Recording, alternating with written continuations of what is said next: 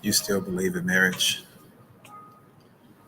Is marriage becoming passe, obsolete, something that's no longer beneficial for us?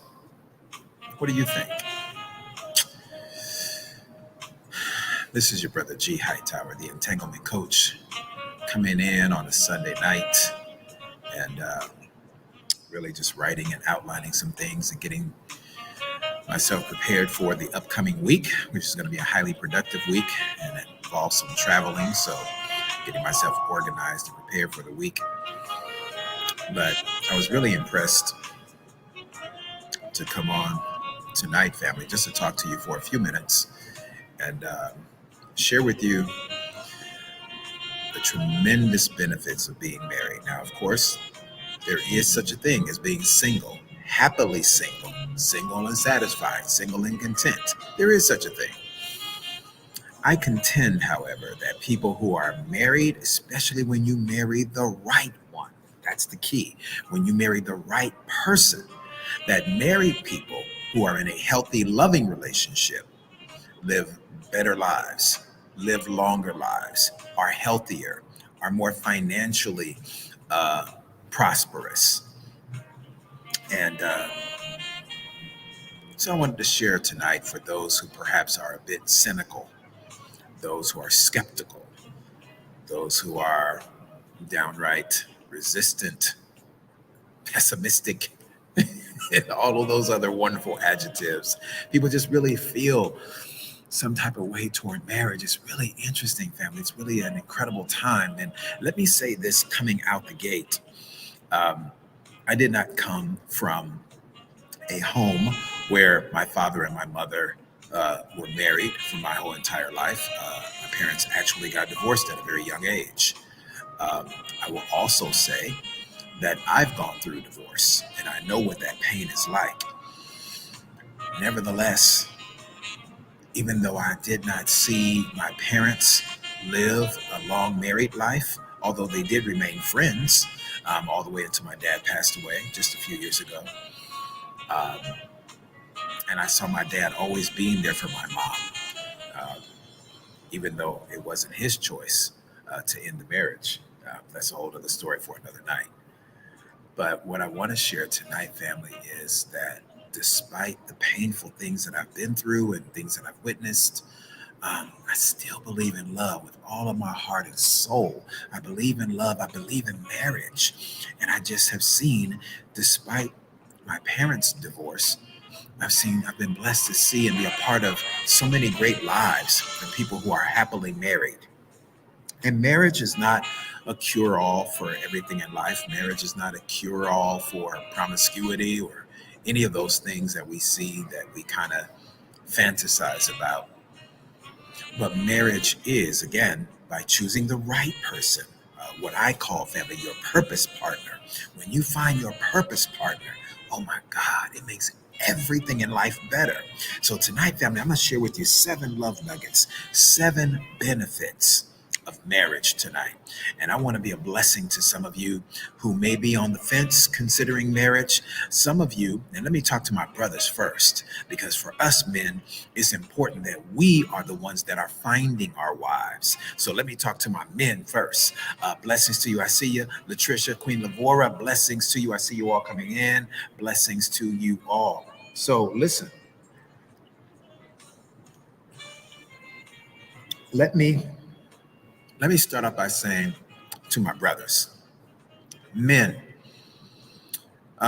if you follow me, if you're a part of my group here, Real Love Nation, you've heard me share this before, but it certainly bears repeating because I'm hearing and seeing so much negativity regarding marriage.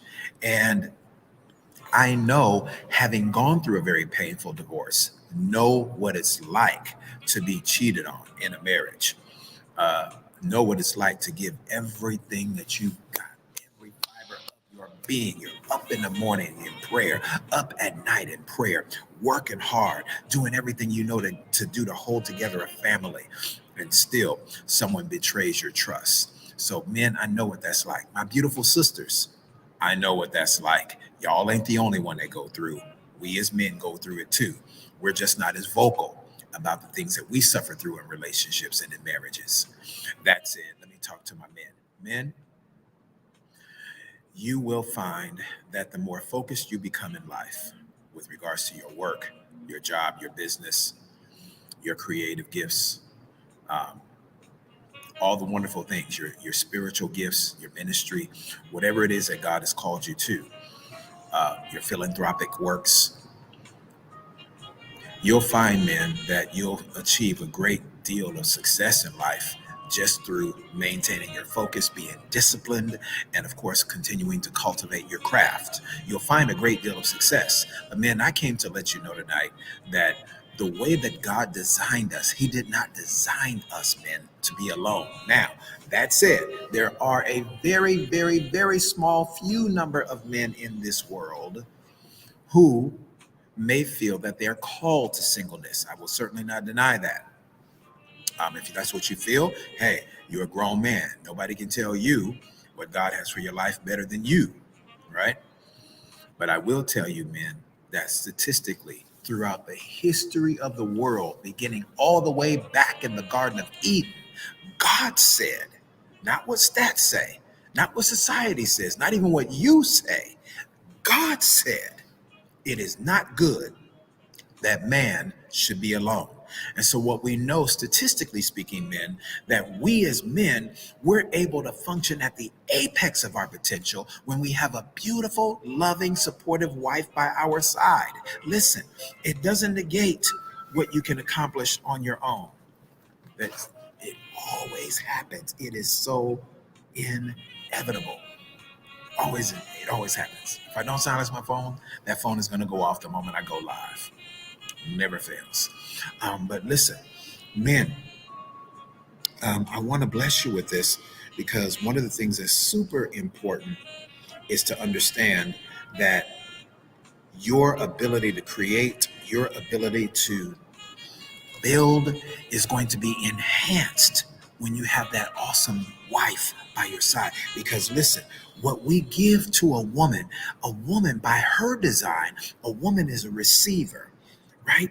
And so when we pour something into a woman, that woman takes it, she incubates it, she cultivates it, and she brings exponential increase to it. She incubates it, she cultivates it, she births it, and she brings increase to it. All right. So I want to encourage you, men. Listen, I know perhaps some of you are like me. You've been through a painful divorce. You know what it's like to be cheated on. You know what it's like to go through betrayal. And so you quite naturally, you'll feel like, man, there's no way in the world I can ever trust my heart again. I can't go through that again. I promise you, brothers, I understand. I was there too. Can I confess my mess and you'll help and you'll receive your brother tonight? I'm telling you, I've been there, brothers. But guess what I learned? I learned that, yes, my focus, my creative gifts that God has given me, I can do some incredible things. I also know, just by watching the men that I love and respect in this world, by seeing them operate with their wives, I've also seen how much further you can be, how much more you can accomplish, how much more you can gather and reproduce simply by having that awesome supportive partner by your side. So what I'm going to share with you tonight, family, I am going to share with you, and brothers, I'm going to give you this, and ladies, I'm going to give you this as well. I'm going to give you 3 quick love nuggets on what to do that you can prevent. You can prevent actually being deceived by somebody who presents themselves as one way, but really they're another way, right? A wolf in sheep's clothing. Yes, ladies, that includes y'all, because y'all some wolves too. Not all of you, not even most of you, but there are some wolves among thee, some wolvettes.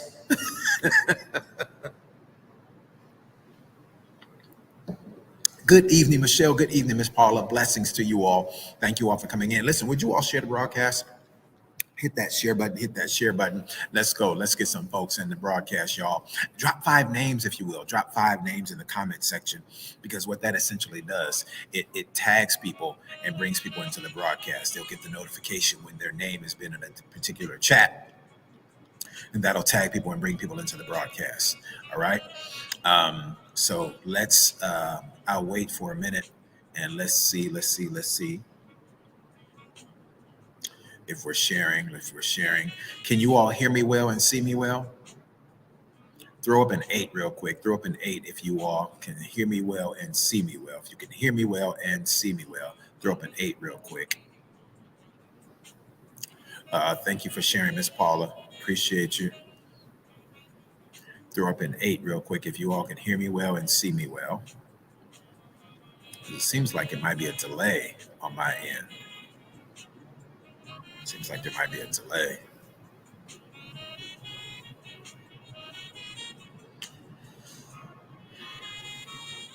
Yeah, I think I might have a delay. If so, then I might need to end this broadcast and then come back.